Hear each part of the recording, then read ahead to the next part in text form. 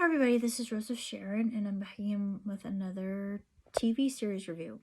I just recently finished Reservation Dogs, and I've been wanting to watch this for a long time because I'm just one of those people that's curious with other types of living situations and different cultures, different people, and I'm one of those individuals that have friends from all over the world, acquaintances from all over the world.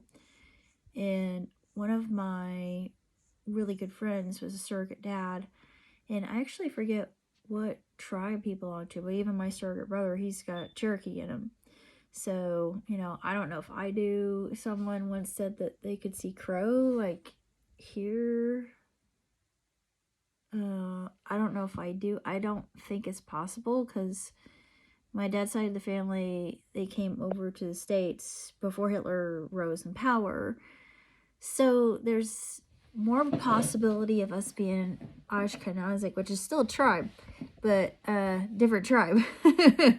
We all come from a similar tribe and just different walks of life. So both seasons were exceptionally good. I thought season 2 was more solid because season 1 it's very deliberate in how the characters are introduced, and Taiga, he does such a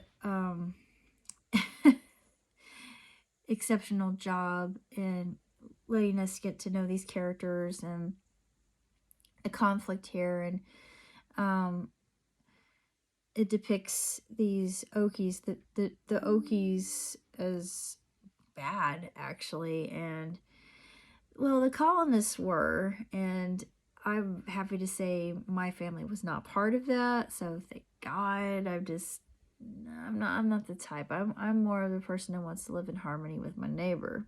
They were here before me. I'm an immigrant. But both seasons were really good. I cried quite a bit, especially second season. So many excellent quotes. I really love William Knifeman and Uncle Brownie the best. And I'm not going to give anything away if you haven't seen it, because it's way too good of a show to actually spoil. I thought that the conference episode was kind of fluffy, but through that episode we did get a little bit of character development. So even though that was not one of my favorites, I think my ultimate favorite was season 2 episode 9, which is called Offerings, and that I thought was the most powerful. Well, the one before I thought was really good too, with Big and the guy that owns the salvage yard. He doesn't like calling it scrappers. They scrap is derogatory, and it was funny. It actually reminded me of doing recycling when I was younger, because the person that I knew did not like calling where he worked scrapyard. He's like, no, it's a salvage yard. He was really deliberate about it. I'm like, I wonder if Tyga interviewed this person or got inspiration from a person that was akin to the one that I did business with when I was just a kid. It brought me back to my childhood. I'm like, yeah, that sounds accurate. There's some people that work in the salvage yards. They take their work very seriously, and I don't think they're all that way, but this one was, and I thought, well, definite tastes that were alike or similar people. But anyway, I really enjoyed it, and I gotta wait for season 3. It's gonna take forever. Excuse me. But I don't have a lot to say. Um, other things I'm watching, I got a laptop, so I can watch Kiss Cartoon. And I noticed that it had Wendell and Wild, which I haven't seen yet. I'm watching a little bit of it. I just started watching it. Of course, Big Mouth season 6 I need to watch, which I will. I don't know if Arcane 2, I don't think it is. They have a new season of Big Mouth out. I am watching Fire Force. I've been watching Chainsaw Man. I need to watch Attack on Titan and Jujutsu Kaisen, which I already love Jujutsu Kaisen because it's another paranormal anime, which I just live for. But beyond that, I'm gonna say Reservation Dogs actually reminds me quite a bit of the series Atlanta, which is one of my absolute favorite television series of all time, other than The Sopranos. It's one of those shows that's exceptionally well written. There is one part that I just thought was so satirical. It just spoke volumes about how some people see police and the Black community, and I mean there are a lot of misconceptions with that one. I mean it's like, yeah, you say that because you're white, but actually no, I can't, because I have been profiled. So yeah, I get it. I know what it's like, and no, I don't like it. And yeah, trust me, I've been there, done that. And it's all because of where I'm from, and people thinking I'm racist, and just, the history of our past. And I don't want to get into that. I've gotten into that before, but just because I happen to be from a small town that had a KKK march does not make everybody else there racist. And yeah, there was a time that a black man whistled at a white woman and just started a stir. That was in the past. It's not the present moment. But needless to say, yeah, that particular parody I loved because it was absolutely hilarious. And of course, Cree Summer was one of the VAs, and I like, it's one of the kids next door. I can't remember which kid. I can't remember her number, but anyway, she was a character on that, and then she was a character on Rugrats, of course, and I loved her character. I thought, can I adopt you and make you my sister? Because you're just exactly the kind of sister I need in my life right now. I think the closest I've had to her type of influence would be my friend Michelle. And Michelle's kind of like the sister from another mother I never had. And then another one that I have at church is similar to that. And she's like a sister to me. And doesn't matter that she's black. It just, I don't care. I got a lot of friends who are black. I got a lot of friends who are Hispanic. I got friends from, like I said at the beginning of this review, I have friends from all over the globe, all walks of life, all understandings, all creeds, all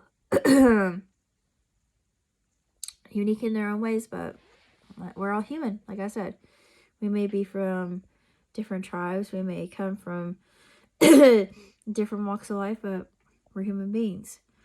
I think Reservation Dogs does a good job of it in depicting, the relationships between the Native Americans and white people, and then you have the colonists, or I should say the ones who are controlled by greed and just the lust to conquer and not care. It's arrogant. It's arrogance. It's not only arrogance, but it's just this totalitarianism, and it disgusts me. It really does. I thought, thank God we're not all like that. But I really don't have that much to say about this in particular, but I think this month is perfect month because it's Native American Heritage Month. So, apropos, is it not? But I really don't have that much else to say, to be honest. But if you like Taika Waititi's work, then definitely watch this because it is just absolutely star-studded and outstanding, and I love it. Of course, I'm looking forward to Our Flag Means Death, which has the second season coming. I predicted that. And yeah, I know I gave it kind of a scathing review, but I love Our Flag Means Death, despite the fact that he decided to make Blackbeard and Stede Bonnet lovers, which historically is not true. If you've read anything about the two of them, because I should know, I'm kind of an expert on piracy and pirates in general. But that was my only real vetch about that. But beyond that, I will be watching the second season. I'm wondering what happens, because I think kind of the end of the golden era of piracy. I don't know if he's gonna make a long series. And I'm actually hoping that Reservation Dogs will go on for a long time. We'll see. But it's just unbelievably written. It's probably one of the best shows I've seen in a good long time. It just gives me that good feel, and it's like if Atlanta met a reservation, basically. Because your main character wants to be a rapper. I'm like, yeah, just like the main character of Atlanta does. But the main character of Atlanta gets involved in the music industry, and he realizes how cutthroat it is, and just how they gouge each other just to get by and get ahead, and they do whatever they can to get a cut. And royalty really doesn't give you a whole lot. Music business is just terribly brutal, and Atlanta does not pull any punches when it comes to that. And of course, Reservation Dogs doesn't pull any punches about the reservation. I still want to go to one. They'll probably like, "What are you doing here, white woman?" But then it's like, "No, I'm not here to cause. I'm just here to listen. I'm here to learn. Please teach me. I'm one of you." But I'm a friend, not a foe. I'm one of those people that would be. I think I would be integrated with the tribe. I think that they would accept me. Some of them probably would hate me just because they think, "Oh God, she's gonna take over." No, I'm here to honor your land.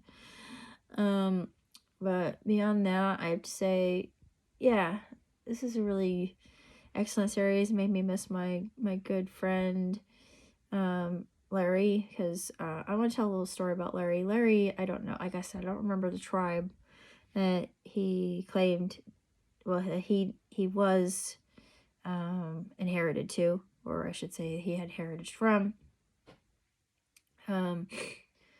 But yeah, he had a menagerie of animals, and he was just this beautiful soul and very ornery, and I just loved hanging out with him because he was just so much fun. And I'm thinking of him in in heaven riling up his little Boston Terrier. And I remember that day we had come over to visit. We were eating dinner like we usually do, because it's one thing that we did a lot of is eat. And that's common across all my family experiences, trust me. But he would rile up his little Boston Terrier. He's like, her name's Brandy. He's like, "Go Brander, go Brander, go." And his wife would go, "Larry."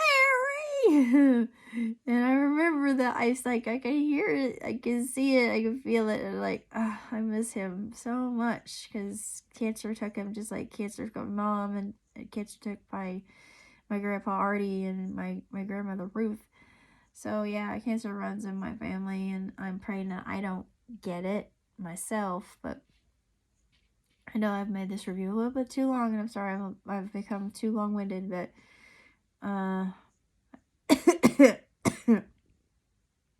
that's all I have to say for now. Until next time, live and prosper. Ciao, Titi.